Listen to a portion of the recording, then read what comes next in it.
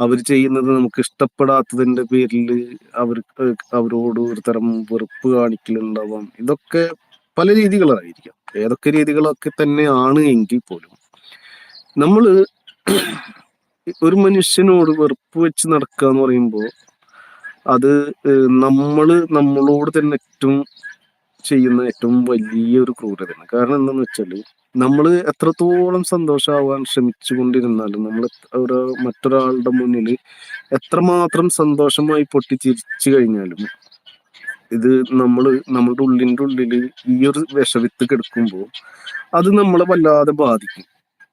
അത് ആ ഒരു സമയം കഴിഞ്ഞു പോയി കഴിഞ്ഞാൽ, അതായത് നമ്മളോടൊപ്പമുള്ള ആളുകൾ പോയി കഴിഞ്ഞു കഴിഞ്ഞാൽ പിന്നീടുള്ള സമയം എന്ന് പറഞ്ഞാല് വല്ലാത്തൊരു അവസ്ഥയിലൂടെ ആയിരിക്കും കടന്നു പോകുക. കാരണം എന്താ വെച്ചാല് ഈ വിഷവിത്ത് നമ്മള് ഒരു പൊട്ടാസിന് അതിന്റെ അടുത്ത് തീ കത്തിച്ച് വെച്ച പോലെയാണ്. ഒരു ഗുണ്ടിന്റെ അടുത്ത് തീ കത്തിച്ച് ഇങ്ങനെ വെച്ച പോലെയാണ്. ഏത് സമയത്തും അതിന് തീ പിടിച്ചു കഴിഞ്ഞാല് അതങ്ങനെ പൊട്ടിത്തെറിക്കും.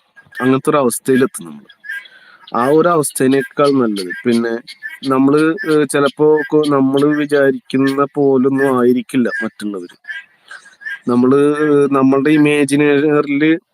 ഇമാജിനറിയില് നമ്മൾ എന്തൊക്കെ കരുതി ഇങ്ങനെ ചിന്തിച്ചു കൂട്ടും. കുറേ കാര്യങ്ങൾ ചിന്തിച്ചു കൂട്ടും. നമ്മളെ ഇതാക്കുന്നുണ്ട്, അല്ലെങ്കിൽ അയാൾ അങ്ങനെ ചെയ്തുകൊണ്ടാണ്, ഇങ്ങനെ ചെയ്തുകൊണ്ടാണ്, അതുകൊണ്ടാണ്, അങ്ങനെ അങ്ങനെ എന്നൊക്കെ നമ്മളിങ്ങനെ ഒരുപാട് ഒരുപാട് ഒരുപാട് ചിന്തിച്ചു കൂട്ടുന്ന ഒരു സംഭവം.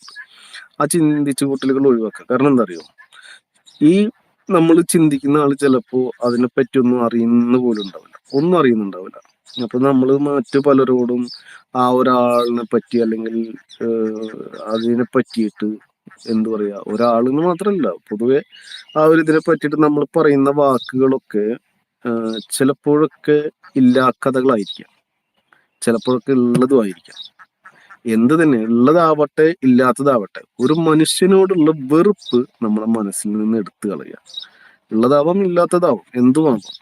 അപ്പോ വെറുപ്പ് നമ്മൾ മനുഷ്യരിൽ ഇല്ലാതായി കഴിഞ്ഞാല് നമ്മളുടെ സന്തോഷങ്ങൾ നമ്മൾക്ക് താനേ എത്തും. നമ്മൾ തേടി പോകേണ്ട ആവശ്യമില്ല, ഒരു സന്തോഷവും നമ്മൾ തേടി പോകേണ്ട ആവശ്യമില്ല. മറ്റത് നമ്മൾക്ക് സന്തോഷം കിട്ടാൻ വേണ്ടി നമ്മൾ തേടി തേടി അലഞ്ഞു നടക്കണം. നിന്നെ തേടി തേടി തേടി അലയുന്ന പോലെ നമ്മളിങ്ങനെ ഒരു സന്തോഷം, അപ്പൊ അതുണ്ട് കാണുമ്പോഴേക്കും അതാണ് നമ്മുടെ സന്തോഷം എന്ന് വിചാരിച്ചിട്ട് നമ്മൾ അതിന്മേ ചാടി പിടിക്കും. കുറച്ച് കഴിയുമ്പോൾ അതല്ല നമ്മുടെ സന്തോഷം എന്ന് നമ്മൾ തിരിച്ചറിയും. ആ തിരിച്ചറിവ് കഴിയുമ്പോഴേക്കും അടുത്തൊരു ഇത് കാണുമ്പോൾ ഇതായിരിക്കും എന്റെ സന്തോഷം എന്ന് നമ്മൾ തോന്നും. അതിമേക്ക് ചാടിപ്പിടിക്കും. അപ്പൊ ഈ ചാടിപ്പിടിക്കുമ്പോഴൊക്കെ നമുക്ക് നമ്മുടെ ഉള്ളിലുള്ള ഫ്രസ്ട്രേഷൻസ് എന്ത് ചെയ്യും, ഇവരോടൊക്കെ പറയും.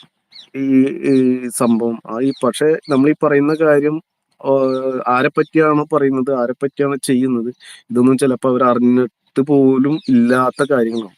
അപ്പൊ വേറൊരു കാര്യം കൂടെ അതിലുള്ളത്, അതിനെ തന്നെ നമ്മൾ നമീമത്ത് എന്ന് പറയും. വല്ലാത്തൊരു സംഭവമാണ് ഈ നമീമത്ത്.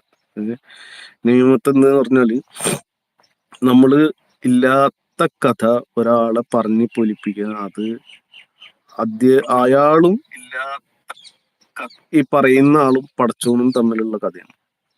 അപ്പൊ ഇത് മുകളിലേക്ക് പോയി ഇയാളിലേക്ക് എത്തുന്ന ഒരു അവസ്ഥ ഇല്ലാത്തൊരു കാര്യം വരും. ഇയാളിലേക്ക് എത്താതെ വരുമ്പോൾ ഇത് വീണ്ടും വാനലോകത്തേക്ക് ഉയർത്തപ്പെട്ടിട്ട് എന്ത് വരും, അത് നമ്മളിലേക്ക് തന്നെ തിരിച്ചെത്തുന്ന ഒരു സമയമുണ്ട്. അപ്പൊ നമ്മൾ ചിലപ്പോഴൊക്കെ പറയും നമുക്ക് കണ്ണേറ് കിട്ടിയിട്ടുണ്ടോ, കണ്ണ് തട്ടിയിട്ടുണ്ടോ, മറ്റുള്ള ഒരു പ്രാഗിയിട്ടുണ്ടോ. ഇതൊന്നല്ല, ഇത് നമ്മൾ ചെയ്യുന്ന കർമ്മഫലം നമ്മളിലേക്ക് എത്തുന്ന ഒരു സംഭവമുണ്ട്. നമ്മൾ ചെയ്യുന്ന ഫലം നമ്മളിലേക്ക് എത്തുന്ന സംഭവം. അപ്പോ നമ്മൾ ചെയ്യുന്ന ഫലം നമ്മളിലേക്ക് എത്താതിരിക്കാൻ ശ്രമിക്കുക. ഇത് ചിലപ്പോ നമ്മുടെ ഓപ്പോസിറ്റ് ഇരിക്കുന്ന പലപ്പോഴും നല്ല പ്രാർത്ഥന ഒക്കെ തന്നെയാണെങ്കിൽ പോലും ചിലപ്പോഴൊക്കെ അവരുടെ മനസ്സൊന്ന് വേദനിച്ചു പോകും. കാരണം എവിടുന്നെങ്കിലും എന്തെങ്കിലുമൊക്കെ കേൾക്കുമ്പോ അറിയുമ്പോ ഒക്കെ ഉണ്ടല്ലോ, എപ്പോഴെങ്കിലും ഒന്ന് വേദനിച്ചു പോകും ആ മനസ്സ്. പക്ഷെ നമ്മളെപ്പോഴും പറയുന്നത് ദുആ ചെയ്തുകൊണ്ടേയിരിക്കുക എന്ന് പറയാ അല്ലെ.